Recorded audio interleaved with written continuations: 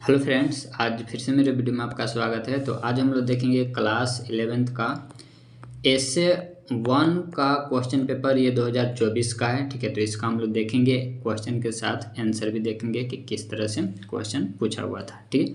तो चलिए हम लोग स्टार्ट करते हैं। इससे पहले आपको बता दें जानकारी के लिए कि फिजिक्स, मैथ और बाकी सब्जेक्ट का अपलोड किया हुआ, उसको आप जा कर के देख सकते हैं।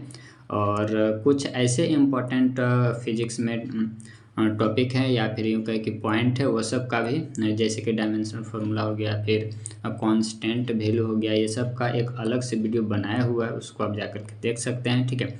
और अगर नहीं मिलता है तो आप हमें बताइए, और अगर किसी टॉपिक पर अगर आप कमेंट करते हैं तो हम आप तक पहुँचाने का जरूर प्रयास करेंगे, ठीक है। तो आज का वीडियो कैसा लगता है कमेंट करके जरूर बताइएगा और लाइक जरूर कीजिएगा। तो चलिए हम लोग स्टार्ट करते हैं क्वेश्चन नंबर 1 से। तो देखिए क्वेश्चन नंबर 1 है, इसमें लिखा हुआ है candela is the SI unit of. तो किसका एसआई यूनिट है, ये फिजिक्स में भी क्वेश्चन पूछता है। ऑप्शन नंबर ए हो जाएगा इसका करेक्ट, ठीक है। चलिए इसके बाद नेक्स्ट है क्वेश्चन नंबर, ये रहा हिंदी में, ठीक है। कैंडेला एसआई इकाई है, तो किसका है, ज्योति तीव्रता की है। चलिए इसके बाद है क्वेश्चन नंबर 2, ये रहा क्वेश्चन नंबर 2। इसमें लिखा हुआ how many scientific fundamental quantities are given in SI units. तो कितने हैं, तो 7 है, ठीक है। 7 फंडामेंटल क्वांटिटीज हैं, ठीक है। तो ऑप्शन नंबर बी हो गया इसका करेक्ट। चलिए इसके बाद ये रहा हिंदी में, कितनी वैज्ञानिक आधारभूत राशियों की एसआई इकाई हैं। तो ऑप्शन नंबर बी हो जाएगा करेक्ट। चलिए इसके बाद है क्वेश्चन नंबर 3। क्वेश्चन नंबर 3 ये रहा, who propose the law of multiple proportion. तो क्वेश्चन नंबर 3 का जो राइट आंसर हो जाएगा ऑप्शन नंबर सी हो जाएगा करेक्ट, डाल्टन, ठीक है। इनका जो नाम है वो है जॉन डाल्टन, ठीक है, जॉन डाल्टन, राइट। तो ऑप्शन नंबर सी हो जाएगा करेक्ट। हिंदी में भी आपको दिखाते हैं, गुणित अनुपात का नियम किसके द्वारा प्रतिपादित किया गया था। तो डाल्टन, ऑप्शन नंबर सी। चलिए इसके बाद है क्वेश्चन नंबर है 4। तो ये रहा क्वेश्चन नंबर 4। इसमें लिखा हुआ है द मोलिकुलर मास ऑफ सुक्रोन। सुक्रोन का मोलिकुलर मास पूछ रहा है, ठीक है। ये रहा, और तो मोलिकुलर इसका। तो देखिए इसमें कैसे इसको सॉल्व करेंगे। तो आपको पता है कि कार्बन का जो एटॉमिक वेट है वो कितना है कार्बन का, तो वो है कार्बन का 12, ठीक है। और यहाँ पर कितने कार्बन है, तो 12। तो इसको भी मल्टीप्लाई कर देंगे तो कितना हो जाएगा, तो 144 हो जाएगा, ठीक है। 144 हो गया, राइट। हाइड्रोजन का कितना होता है, तो हाइड्रोजन का होता है 1, कितना है, तो 22 है। तो 22 से इसको मल्टीप्लाई करें तो आ जाएगा 22, राइट। इसके बाद है ऑक्सीजन। ऑक्सीजन का कितना होता है एटॉमिक वेट, तो ऑक्सीजन का होता है 16 लिखेंगे। कितने ऑक्सीजन है, तो यहाँ पर 11 है, तो 11 से इसको मल्टीप्लाई करेंगे तो कितना आ जाएगा, ठीक है। तो ये कितना आ जाएगा, तो इसको जब मल्टीप्लाई कीजिएगा तो आ जाएगा 16 का 6, 16 और 1 17, ठीक है। तो आ जाएगा 176, ठीक है। अब इसको जब ऐड कीजिएगा तो टोटल को जब ऐड कीजिए तो कितना हो जाएगा, ये हो जाएगा 6 और 6, 12 का 2 हो गया, ठीक है। ये हो गया 12 का 2, और ये हो गया 4, 6 और 7, 13, 13 और 1 14 का 4, 1 बचा, 2 और 1 3, यानी कि 342। ऑप्शन नंबर ए आ जाएगा सही, ठीक है। ऑप्शन नंबर ए हो जाएगा करेक्ट, ठीक है। ये सब एटॉमिक नंबर, जैसे मैग्नीशियम का एटॉमिक नंबर करें, एटॉमिक वेट, मैग्नीशियम का हो जाता है 24 हो जाता है, ऑक्सीजन का 16 हो जाता है, कार्बन का 12 हो जाता है, हाइड्रोजन का 1 हो जाता है, ठीक है। ये सब याद रखा कीजिए। चलिए ये रहा हिंदी में, तो हिंदी में भी वही बात है। चलिए इसके बाद आगे बढ़े, नेक्स्ट है क्वेश्चन नंबर 5। तो देखिए क्वेश्चन नंबर 5 में क्या कर रहा है, what is the number of particles in 10 moles of hydrochloric acid. तो हाइड्रोक्लोरिक एसिड 10 मोल्स में पूछा जा रहा है, क्या होगा, ठीक है। तो आपको इसको बता दें कि ये जो क्वेश्चन नंबर 5 है, इसमें देखिएगा, तो आपको पता है कि एवोगाड्रो नंबर जो होता है, एवोगाड्रो नंबर पर मोल, यानी कि एक मोल में कितने एवोगाड्रो नंबर होते हैं, तो एक मोल में होता है 6.022 × 10⁻23 इतना होता है। चलिए कितने मोल यहाँ पर करा, 10 मोल पर, तो 10 से इसको क्या कर देंगे, 10 से इसको मल्टीप्लाई कर देंगे। तो 10 से इसको जब मल्टीप्लाई कीजिएगा तो यहाँ पर एक और क्या हो जाएगा, ऐड हो जाएगा। तो देखते हैं कि 10 के पावर 24 ऑप्शन नंबर किस में, तो ऑप्शन नंबर सी में है, 0 टू 10⁻24 ऑप्शन नंबर सी में, तो ऑप्शन नंबर सी हो जाएगा करेक्ट। ठीक है, चलिए इसके बाद आगे बढ़ें। नेक्स्ट है क्वेश्चन नंबर, ये हिंदी में वही बात है, चलिए तो हिंदी में देख लीजिए। इसके बाद है क्वेश्चन नंबर 6। देखिए क्वेश्चन नंबर 6 है, इसमें लिखा हुआ 1 मोल ऑफ अमोनिया इज 17 ग्राम। तो 1 मोल में 17 ग्राम अमोनिया है, तो आपसे पूछ रहा है कि 0.3 ग्राम में कितना अमोनिया होगा। तो कुछ नहीं, मल्टीप्लाई कर दीजिए। तो 17 दिया होता है 51, एक अंक के बाद है तो एक अंक के बाद बैठा दीजिए। 5.1 किधर है, 5.1 ऑप्शन नंबर बी में है, तो ऑप्शन नंबर बी हो जाएगा सही। ठीक है, ये रहा हिंदी में भी देख लीजिए। इसके बाद आगे बढ़े। नेक्स्ट है क्वेश्चन नंबर 7। ये रहा क्वेश्चन नंबर 7। इसमें लिखा हुआ a compound consist of 52.17% of carbon, 13.04% of hydrogen and 34.78% of oxygen. The molecular formula if the given molecular weight of the compound is 46 gram will be. तो ये 4 option है। ठीक है, 4 ऑप्शन है। इसका जो करेक्ट आंसर है दोस्तों, इसका जो सही आंसर हो जाएगा ऑप्शन नंबर ए यहाँ पर है सही। ठीक है, ऑप्शन नंबर इसका ए हो जाएगा करेक्ट। चलिए इसके बाद आगे बढ़े। नेक्स्ट है, ये रहा हिंदी में भी देख लीजिए। ठीक है, ये रहा हिंदी में, ऑप्शन नंबर ए आपको बता दें। इसके बाद है question number 8।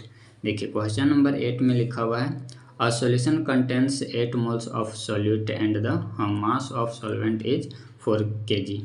What is the molality of this solution. तो मोलालिटी आपसे पूछ रहा है। ठीक है, तो मोलालिटी इक्वल टू जो फॉर्मूला होता है वो क्या होता है, तो number of moles of the solute, इसका फॉर्मूला लिखते हैं number of the solute by mass of the solution.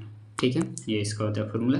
तो कितने हैं, तो सॉल्यूट जो है वो 8 है और कितने सॉल्यूशन है, तो 4 है। ठीक है, जब इसको कैंसिल करेंगे तो कितना आएगा 2। ठीक है, 2 मोल पर केजी, किधर है 2 मोल पर केजी, तो ऑप्शन नंबर डी में, तो ऑप्शन नंबर डी हो जाएगा करेक्ट। ठीक है, चलिए इसके बाद ये रहा हिंदी में देख लीजिए, ऑप्शन नंबर डी हो जाएगा करेक्ट। इसके बाद है नेक्स्ट है क्वेश्चन नंबर 9। देखिए क्वेश्चन नंबर 9 है which of the following reaction is not correct according to the law of conservation of mass. ठीक है, तो law of conservation of mass के अनुसार कौन सा ऑप्शन इसमें से गलत है वो आपसे पूछ रहा है। ठीक है, तो लॉ ऑफ कंजर्वेशन ऑफ मास क्या कहता है, देखिएगा इसका ये प्रॉपर्टी है, क्वेश्चन नंबर 9 है, इसका ये प्रॉपर्टी है कि इसमें लॉ ऑफ कंजर्वेशन ऑफ मास में इसमें मास न तो डिस्ट्रॉय होता है और न ही क्रिएट होता है। ठीक है, ये तो आप जानते हैं। तो मास ऑफ रिएक्टेंट्स यहाँ पर हम लिख देते हैं, mass of reactants equal to होना चाहिए, मास ऑफ रिएक्टेंट बराबर होना क्या चाहिए, तो नंबर ये मास ऑफ प्रोडक्ट ये होना चाहिए। ठीक है, मास ऑफ प्रोडक्ट होना चाहिए। चलिए चेक करते हैं किसका है। तो ऑप्शन नंबर अगर पहला का चेक करें तो ऑप्शन नंबर पहला में देखिएगा मैग्नीशियम का भी बताए थे, एटॉमिक वेट कितना होता है मैग्नीशियम का, 24 होता है। ठीक है, लेकिन 2 इधर है तो 2 से गुना कर देंगे तो 24 दूना हो जाएगा 48। ठीक है, ऑक्सीजन का कितना होता है, 16 होता है, लेकिन यहाँ पर 2 है तो 16 दूना हो जाएगा 32। राइट, इसको अब ऐड कर देंगे तो कितना हो जाएगा, तो इसको जब ऐड करेंगे तो हो जाएगा 80 आया इस तरफ। चलिए अब इधर भी चेक कर लेते हैं कितना आता है कि नहीं। तो इसका मैग्नीशियम का कितना होता है, मैग्नीशियम का होता है 24। ठीक है, और ऑक्सीजन का कितना होता है 16, तो 16। अब दोनों को ऐड कर देंगे तो कितना हो जाएगा 10 का 0। ठीक है, 10 का 0 हो गया 1 और 3 और 1 हो गया 4, और इसको 2 से गुना करें तो ये भी आ गया 80। ठीक है, ये बराबर है, सही है। चलिए तो मतलब ऑप्शन नंबर ए जो है वो यहाँ पर सही है। बी को भी चेक कर लेते हैं। ठीक है, बी को चेक करते हैं तो यहाँ पर कार्बन का कितना होता है, तो कार्बन का होता है 12, लेकिन यहाँ पर 3 है तो 12 दिया हो जाएगा 36। ठीक है, प्लस हाइड्रोजन का कितना होता है 1 होता है तो, लेकिन 8 है तो 8 हो जाएगा। और इसके बाद इधर ऑक्सीजन कितना होता है, तो इसका 16 दूना हो जाएगा 32। सभी को ऐड कर देंगे तो कितना हो जाएगा 32 और 8 कितना हो जाएगा 40 और 36 कितना हो जाएगा 76 आया इस तरफ। चलिए अब इधर देख लेते हैं। तो कार्बन का कितना होता है, तो कार्बन का होता है 12 और ऑक्सीजन का होता है 16, दूना 32 हो जाएगा यहाँ पर, प्लस हाइड्रोजन का कितना होता है 1, तो लेकिन 2 है तो 2 हो जाएगा, प्लस और ऑक्सीजन का कितना होता है तो 16। ठीक है, अब इसको ऐड करेंगे तो कितना हो जाएगा, तो 16 और ये हो जाएगा 2, 18 और ये 32, कितना हो जाएगा 40, 10 50, 50 और 12, 50 और 12 कितना जो 62, तो ये इक्वल नहीं आ रहा है। ठीक है, तो इस क्वेश्चन के अनुसार ऑप्शन नंबर बी हो जाएगा करेक्ट। ठीक है, क्वेश्चन में बोला था कि कौन सही स्टेटमेंट नहीं है, कौन सही ऑप्शन नहीं है, तो ऑप्शन नंबर बी हो जाएगा करेक्ट। उम्मीद है कि आपको समझ में आया होगा। राइट, चलिए आगे बढ़ें। यही हिंदी में भी है, देख लीजिए इसको। ठीक है, इसके बाद है नेक्स्ट आपका क्वेश्चन नंबर है 10। देखिए क्वेश्चन नंबर 10 में क्या कह रहा है, मैग्नीट्यूड ऑफ फेम्टो। फेम्टो का मैग्नीट्यूड यहाँ पर पूछा जा रहा है, तो इसका जो ऑप्शन हो जाएगा ऑप्शन नंबर सी हो जाएगा करेक्ट। और भी आप लिख लीजिएगा और आपको बता देते हैं, ऑटो का जो होता है वो 10⁻⁻18 होता है, जेप्टो का जो होता है वो 10⁻⁻21 होता है, फिर ऑक्टो का जो होता है वो होता है 10⁻⁻24। ठीक है, ये सब भी आप नोट डाउन कर लीजिएगा। इसके बाद नेक्स्ट है, ये रहा फेम्टो का परिणाम पूछ रहा है, परिमाण पूछ रहा है। ठीक है, तो आपको ऑप्शन बता दिए सी। चलिए इसके बाद नेक्स्ट है क्वेश्चन नंबर 11 में देखिए इसमें क्या करा है, इसको लिखना है साइंटिफिक नोटेशन में। तो साइंटिफिक नोटेशन में जब इसको लिखेगा तो आ जाएगा ऑप्शन नंबर पहला हो जाएगा करेक्ट। कुछ नहीं करना रहता है, बस यहाँ पर प्रयास करना है कि एक डिजिट को छोड़ करके बाकी यहाँ पर डेसिमल बैठाने का प्रयास करें। ठीक है, तो इसको आप ये तो 6-7 क्लास में ही आपको बताया गया होगा मैथ में। ठीक है, नहीं तो 8 क्लास में भी, तो ऑप्शन नंबर पहला हो जाएगा सही। चलिए इसके बाद नेक्स्ट है, ये रहा हिंदी में भी। इसके बाद आगे बढ़े, नेक्स्ट है क्वेश्चन नंबर 12। इसमें लिखा हुआ है, if the numbers of protons and neutrons of an element are 13 and 14 respectively, then what is the atomic number. Atomic number को जेड से डिनोट करते हैं और मास नंबर को ए से डिनोट करते हैं। ठीक है, तो आपको जेड और ए का वैल्यू बताना है। देखिए जेड का तो वैल्यू सिंपल है, यहाँ पर आपको दिख रहा कि जेड का जो वैल्यू हो जाएगा वो कितना हो जाएगा, तो हो जाएगा 13। ठीक है, क्योंकि एटॉमिक नंबर पूछ रहा है, एटॉमिक नंबर वही होता है, नंबर ऑफ प्रोटॉन्स होते हैं एटॉमिक नंबर। ठीक है, तो 13 हो गया इसका। और मास निकालना है, तो मास का फॉर्मूला क्या होता है, तो मास का जो फॉर्मूला होता है वो होता है number of protons plus number of neutrons. ठीक है, दोनों को ऐड कर देते हैं, तो दोनों को ऐड कर देते तो नंबर ऑफ प्रोटॉन कितने हैं 13 और 14, इसको करेंगे तो 27। यानी कि ऑप्शन जो सही होगा वो 13,27 किस में, तो ऑप्शन नंबर बी में है, तो ऑप्शन बी हो जाएगा करेक्ट। ठीक है, चलिए इसके बाद नेक्स्ट है, ये रहा हिंदी में भी, तो ऑप्शन बी बता ही दिए। इसके बाद है क्वेश्चन नंबर है 13 है, कौन न्यूट्रॉन की खोज किए थे, तो 13 का राइट ऑप्शन हो जाएगा ऑप्शन नंबर बी हो जाएगा करेक्ट, जेम्स चैडविक। ठीक है, ऑप्शन नंबर बी हो गया करेक्ट 1932 में। ठीक है, चलिए इसके बाद नेक्स्ट है क्वेश्चन नंबर, ये रहा हिंदी में, जेम्स चैडविक। इसके बाद है नेक्स्ट है question number 14, what is the wavelength for the visual region in electromagnetic radiation. Wavelength आपसे पूछा जा रहा है। ठीक है, तो वेवलेंथ जो इसका होता है वो 400 से 750 नैनोमीटर होता है, ऑप्शन नंबर ए हो जाएगा करेक्ट। ठीक है, चलिए इसके बाद ये रहा हिंदी में भी देख लीजिए। इसके बाद है क्वेश्चन नंबर है नेक्स्ट आपका है, ये कौन सा क्वेश्चन था 14, ये रहा 15। ठीक है, इसमें देखिए लिखा हुआ है the frequency of the wave whose wavelength is 10 nanometre each. ठीक है, तो इसका जो करेक्ट आंसर हो जाएगा 15 का वो है ऑप्शन नंबर बी हो जाएगा करेक्ट। ठीक है, 10 नैनोमीटर ऑप्शन नंबर बी यहाँ पर हो जाएगा करेक्ट। राइट, चलिए इसके बाद आगे बढ़ें, तो 15 का ऑप्शन नंबर बी। इसके बाद है नेक्स्ट है क्वेश्चन नंबर है 16। तो देखिए क्वेश्चन नंबर ये रहा हिंदी में भी देख लीजिए। क्वेश्चन नंबर है 16, इसमें लिखा हुआ है when an electron jumps from third orbit to second orbit, which series of spectral lines are obtained। ठीक है, 4 ऑप्शन आपको दिखाते हैं। ठीक है, तो किस में से जंप कर रहा है, तो यहाँ पर थर्ड से किस में जा रहा है, सेकंड में जा रहा है। तो थर्ड से जब सेकंड में जाता है तो ये होता है बेलमर सीरीज। ठीक है, ऑप्शन नंबर ए हो जाएगा करेक्ट। ठीक है, और ये लेमन का क्या होता है, तो लेमन सीरीज का होता है फर्स्ट, ठीक है, n=1 होता है, इसका n=2 होता है, और आपको नीचे दिखाते हैं और भी ऑप्शन है। ये जो आपको क्वेश्चन लिखा हुआ है इसका जो होता है n=3 होता है, और ब्रैकेट जो लिखा हुआ है इसका n= कितना होता है, 4 होता है, ठीक है। तो ये सबको भी आप लिख लीजिएगा। ये रहा हिंदी में भी देख लीजिए। चलिए इसके बाद आगे बढ़े। नेक्स्ट क्वेश्चन नंबर है 17 में देखिए लिखा हुआ the energy of first orbit in a hydrogen atom, ठीक है। तो क्या होता है, 17 का राइट ऑप्शन हो जाएगा बी, ठीक है, -2.18 × 10⁻18 जूल, ठीक है। चलिए ये रहा हिंदी में। इसके बाद आगे बढ़े। Next question number 18।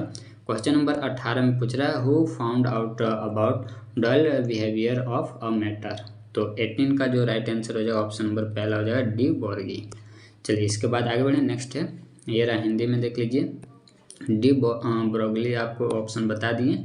इसके बाद नेक्स्ट है क्वेश्चन नंबर 19 में देखिए लिखा हुआ a ball of mass 0.5 kg is moving with velocity this, what is the wavelength of the ball, ठीक है। तो इसका आपको वेवलेंथ बताना है। तो 19 का राइट ऑप्शन हो जाएगा ऑप्शन नंबर बी हो जाएगा करेक्ट, ठीक है। चलिए इसके बाद आगे बढ़ें। नेक्स्ट ये रहा हिंदी में भी देख लीजिए इसको।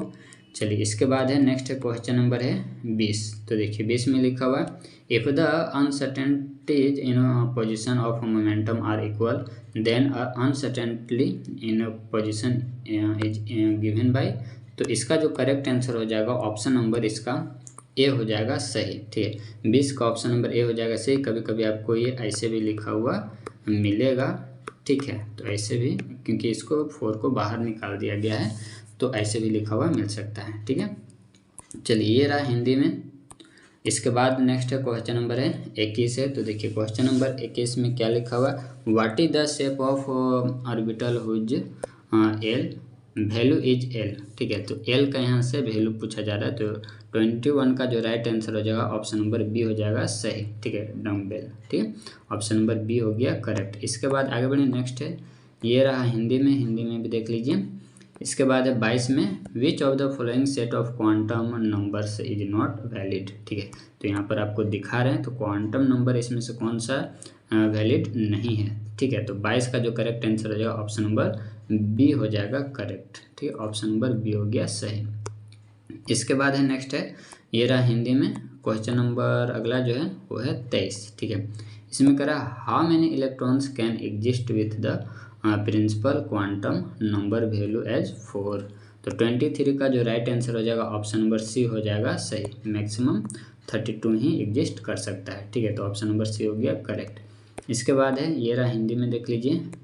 इसके बाद है 24। इसमें लिखा हुआ NLM का 3p के लिए आपसे वैल्यू पूछा जा रहा है। तो 24 का जो करेक्ट आंसर हो जाएगा ऑप्शन नंबर बी हो जाएगा इसका भी करेक्ट। NL और M ये है, ठीक है। चलिए इसके बाद नेक्स्ट है ये रहा हिंदी में भी देख लीजिए। क्वेश्चन नंबर है 25 को क्वेश्चन देख लीजिए, और इसका जो करेक्ट आंसर हो जाएगा ऑप्शन नंबर बी हो जाएगा करेक्ट, ठीक है। ऑप्शन नंबर बी हो जाएगा सही। Hands rule of maximum multiplicity, ठीक है। चलिए तो क्वेश्चन फिर से एक बार देख लीजिए। और इसके बाद नेक्स्ट है क्वेश्चन नंबर 26। ये रहा हिंदी में। तो क्वेश्चन नंबर 26 में देखिए लिखा हुआ है the electronic configuration of chromium, ठीक है। क्रोमियम का इलेक्ट्रॉनिक कॉन्फ़िगरेशन इसमें से जो लिखा हुआ ऑप्शन वो कौन सा सही होगा, ठीक है। तो 26 का राइट ऑप्शन हो जाएगा ऑप्शन नंबर सी हो जाएगा करेक्ट, ठीक है। चलिए इसके बाद आगे बढ़ें। नेक्स्ट है ये हिंदी में रहा। इसके बाद है 27 in the modern periodic table the periodic indicates the value of. तो इसमें से जो सही आंसर हो जाएगा ऑप्शन नंबर सी है सही। Principal quantum number option number C हो जाएगा करेक्ट। ये रहा हिंदी में भी देख लीजिए। क्वेश्चन नंबर है 28 what are the d block elements called. D block element को क्या कहते हैं। तो 28 का सही ऑप्शन हो जाएगा transition elements, option number C हो जाएगा करेक्ट, ठीक है। चलिए इसके बाद नेक्स्ट है क्वेश्चन नंबर है ये रहा हिंदी में। क्वेश्चन नंबर है 29। इसमें लिखा हुआ है the outer shell electronic configuration of d block elements is given by. तो 29 का जो सही आंसर हो जाएगा ऑप्शन नंबर इसका देखते हैं चारों ऑप्शन नंबर सी यहाँ से है सही, ठीक है। 29 का ऑप्शन नंबर सी हो जाएगा करेक्ट। इसके बाद आगे बढ़े, नेक्स्ट है ये रहा हिंदी में। इसके बाद है 30 में देखिए यहाँ पर पूछा जा रहा है कि इस सब को क्या कहते हैं, ठीक है। तो 30 का जो सही आंसर हो जाएगा ऑप्शन नंबर पहला, आइसो इलेक्ट्रॉनिक स्पेसीज, ठीक है। ऑप्शन नंबर ए हो गया करेक्ट। इसके बाद नेक्स्ट है क्वेश्चन नंबर है 31 है, ये रहा question number 31। Which of the following electronic configuration of an atom has the lowest ionisation enthalpy. तो 31 का राइट ऑप्शन हो जाएगा ऑप्शन नंबर, इसका पूरा ऑप्शन देखते हैं, ऑप्शन नंबर बी इसका है सही, ठीक है। 31 का ऑप्शन नंबर बी हो जाएगा करेक्ट। इसके बाद नेक्स्ट है 32 है, तो देखिए 32 ये रहा हिंदी में, ठीक है। 32 में देखिए लिखा हुआ है Charles are the elements of group, इसका जो हिंदी रहा ये रहा चार्ल्स, ठीक है। तो इसका जो राइट आंसर हो जाएगा 32 का ऑप्शन नंबर बी, इसका भी करेक्ट है 16, ठीक है। ऑप्शन नंबर बी इसका सही है। इसके बाद आगे बढ़े, नेक्स्ट है क्वेश्चन नंबर 33, लिखा हुआ है the smallest ion among the following is. तो स्मॉलेस्ट आयन कौन है, तो ऑप्शन नंबर डी, 32 का ऑप्शन नंबर 32 ने 33 का ऑप्शन नंबर डी हो जाएगा करेक्ट, ठीक है। इसके बाद आगे बढ़े, नेक्स्ट है आपका 34, ये रहा 34। What is the shape of the molecule NH3, ठीक है। तो इसका पूछ रहा है शेप, तो 34 का सही ऑप्शन हो जाएगा ट्राइगोनल पिरामिड, ठीक है। तो ऑप्शन नंबर सी हो गया करेक्ट, ठीक है। इसके बाद नेक्स्ट रहा 35, the angle between two bonds in a linear molecule is. तो 35 का ऑप्शन नंबर बी हो जाएगा सही 180 डिग्री का, ठीक है। चलिए इसके बाद ये रहा हिंदी में भी। इसके बाद है नेक्स्ट है 36, which type of hybridisation is present in BCl3 है। तो इसमें जो सही आंसर हो जाएगा वो है बी ऑप्शन हो जाएगा करेक्ट, ठीक है। इसके बाद आगे बढ़ें, नेक्स्ट रहा ये हिंदी में रहा, ठीक है, हिंदी में देख लीजिए। इसके बाद नेक्स्ट है क्वेश्चन नंबर है 37, इसमें देखिए what is the bond angle this in methane molecule, ठीक है। तो 37 का जो करेक्ट आंसर हो जाएगा ऑप्शन नंबर सी हो जाएगा करेक्ट, ठीक है। 109 मतलब 109.5 डिग्री, ठीक है।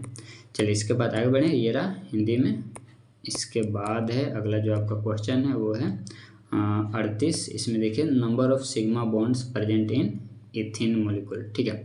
तो इथिन मॉलिक्यूल का पहले फॉर्मूला बता दीजिए। तो होता है C2H2 होता है, इसमें पाई बॉन्ड जो पाया जाता है वो एक पाई बॉन्ड पाया जाता है, लेकिन सिग्मा बॉन्ड जो पाया जाएगा वो पाया जाएगा 5, ठीक है। तो ऑप्शन नंबर सी हो जाएगा करेक्ट, ठीक है। पाई बॉन्ड वगैरह कैसे निकालते हैं, कैसे फाइंड आउट करते हैं, इसका भी वीडियो बना दिया गया है, उसको आप जाकर के देख सकते हैं। और दोस्तों इसी तरह से आप कोई भी टॉपिक अगर आपको चाहिए तो आप बिल्कुल कमेंट करके हमें बताएं, और ऐसे हमें जो जो अच्छा लगा वो मतलब जो आपके एग्ज़ाम के दृष्टिकोण से यूजफुल है उसको हम पहले आप तक पहुंचाने का प्रयास करेंगे, ठीक है। चलिए तो ये रहा क्वेश्चन नंबर है 39, इसमें देखिए लिखा हुआ विच of the following is a true regarding nitrogen molecule. तो 39 का जो सही आंसर हो जाएगा ऑप्शन नंबर पहला सही है, ठीक है। Diamagnetic, option number A correct हो जाएगा, ठीक है। चलिए इसके बाद ये रहा हिंदी में भी देख लीजिए। इसके बाद नेक्स्ट है क्वेश्चन नंबर है 40, in which of the following compounds is the rule of octet not obeyed, ठीक है। तो लास्ट क्वेश्चन का ऑप्शन नंबर बी हो जाएगा करेक्ट, ठीक है। और ये रहा हिंदी में, ठीक है। तो ये था दोस्तों आपके लिए क्वेश्चन के साथ साथ आंसर, राइट। और इसी तरह से बाकी सब्जेक्ट का भी अपलोड किया हुआ है, उसको आप जा करके देख सकते हैं। और वीडियो अच्छा लगे तो लाइक और कमेंट जरूर करें, और चैनल सब्सक्राइब जरूर करें दोस्तों, क्योंकि यहाँ पर क्लास 8 से लेकर के 12 तक का जितने भी इम्पोर्टेंट क्वेश्चन पेपर हो गया या फिर आपका ऑब्जेक्टिव सब्जेक्टिव क्वेश्चन हो गया, ये सभी आप तक पहुंचाने का प्रयास किया जाता है। NDA, CDS, JSSC, JPSC, ये सभी का क्वेश्चन पेपर इस पर आपको मिल जाएगा, ठीक है। तो चलिए हम लोग मिलते हैं नेक्स्ट वीडियो में।